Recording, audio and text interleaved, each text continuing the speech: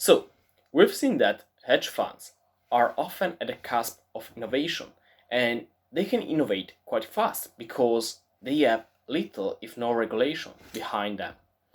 Now, I want to spend some time and focusing on the performance of hedge funds prior to the 2008 financial crisis and post-crisis.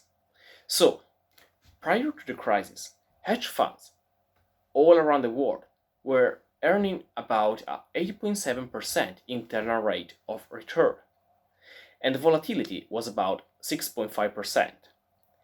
Now, post-crisis, that has changed, and the internal rate of return has decreased by a lot to 4%.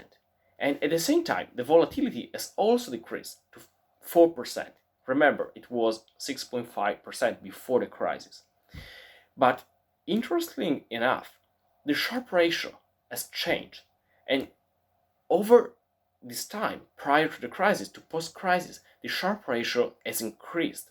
And so we can see that fund managers have not gotten stupider after the crisis, but there was something else going on. And we have to remember that around 2008-2009, due to the crisis, new regulations have been put in place. And one of these was the use of leverage.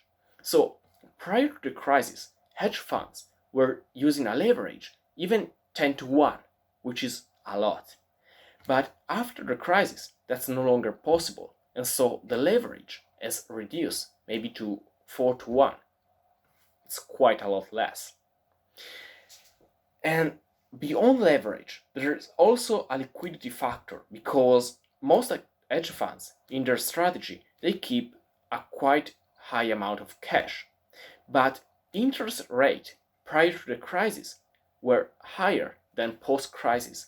So while the cash reserve prior to the crisis in hedge funds was earning maybe a 5% interest rate, after the crisis, cash does no longer yield a 5% internal rate of return, but maybe a 0.5%.